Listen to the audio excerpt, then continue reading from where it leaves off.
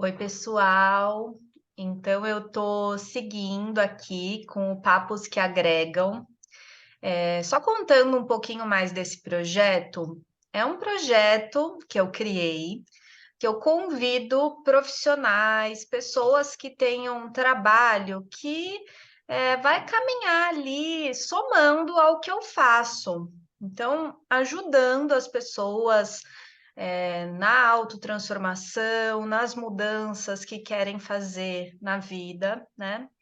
E como vocês sabem, eu trabalho com transtornos alimentares, muitas das pessoas que chegam para mim têm transtorno alimentar, e a gente vai buscar a causa psicológica mais profunda disso.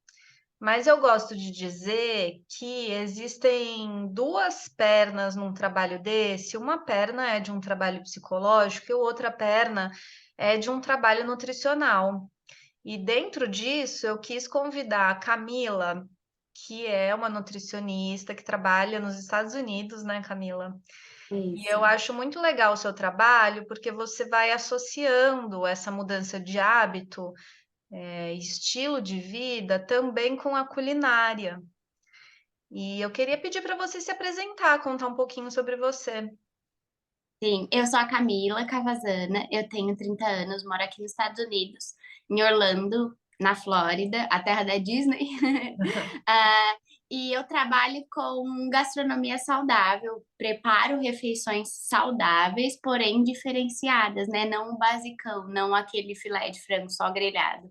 E junto com isso, eu criei um método de alimentação equilibrada, que é um meio do caminho aí, né, para uma alimentação saudável, balanceada, porém sem restrições, né, sem limitações, focando mais na quantidade, para não ter excessos, nem extrapolar e para não atrapalhar no ganho de peso ou perda de peso.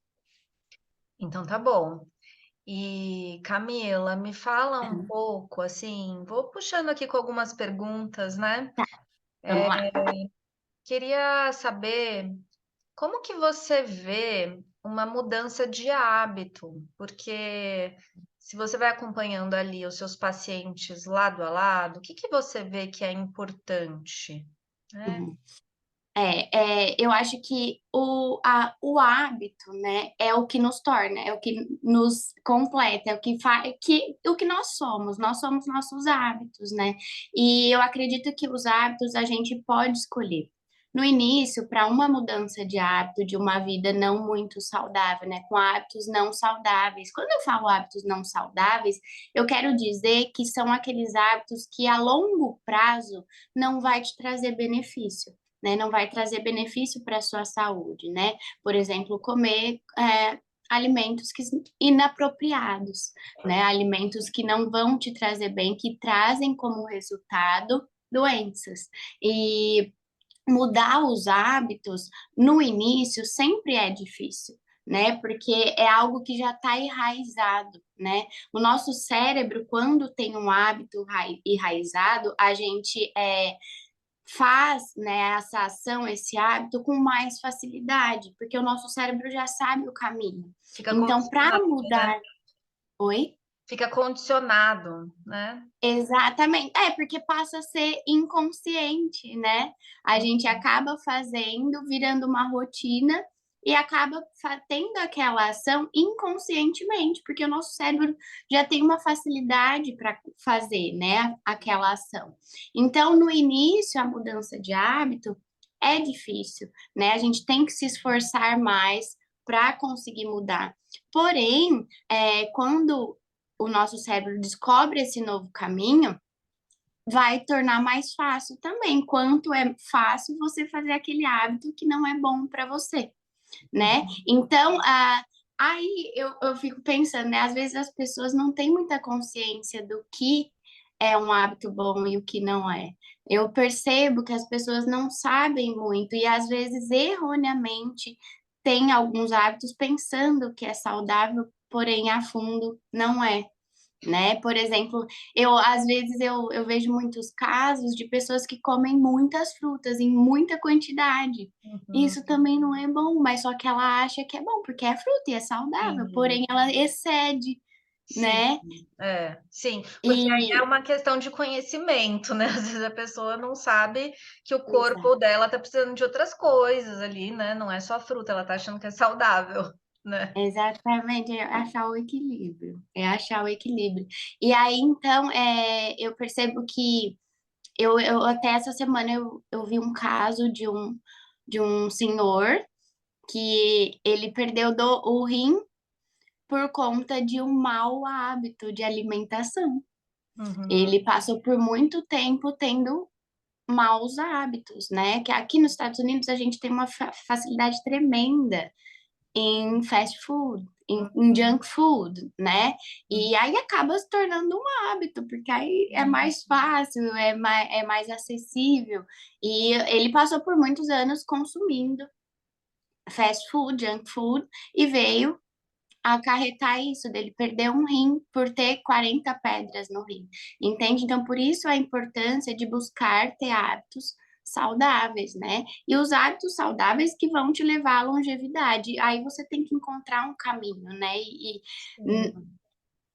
E não e não também numa entrar dentro de restrições muito severas, né? Sim, então eu acho que isso que você está trazendo tem alguns pontos importantes que você vai saber que você está entrando em hábitos que estão te fazendo mal, se em algum nível você vai chegando a um sofrimento, a uma doença, a um desequilíbrio, e você vai tendo sinais, e isso não é só desequilíbrio a nível físico.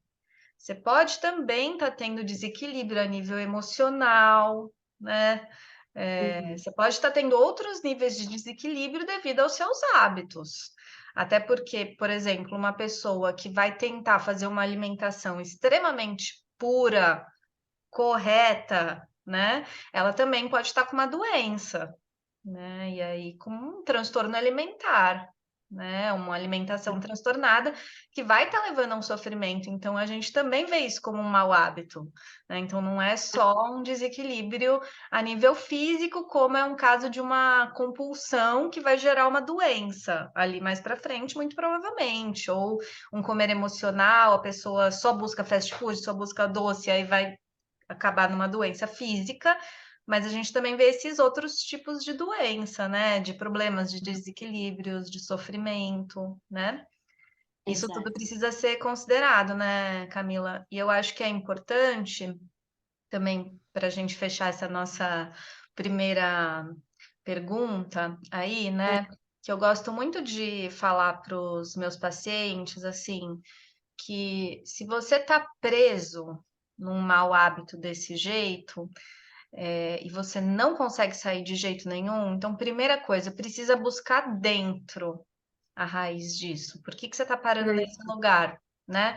Porque às Boa. vezes você não chega a ter um transtorno alimentar, mas você tem um caso subclínico, né? Você está num sofrimento, já está causando doenças, desequilíbrios na sua vida, nas suas relações, né? Na vida social, na vida afetiva amorosa. Então tem algum problema. Se você não está conseguindo mudar sozinho, provavelmente tem uma questão mais profunda.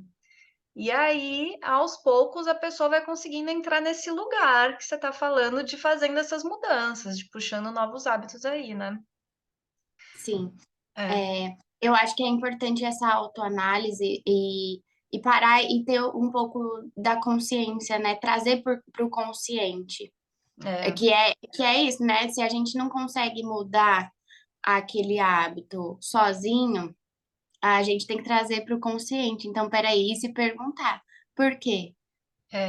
porque pode ter uma raiz mais profunda, pode Mas estar tentando, esse hábito pode estar tentando tampar outras questões suas que você não tem consciência para poder chegar nesse lugar dessa saúde, né? Aos poucos. com certeza faz muito sentido. Então, a gente vai fechar essa primeira pergunta e daí depois a gente continua no próximo vídeo. Tá bom. Tá bom, obrigada. Obrigada.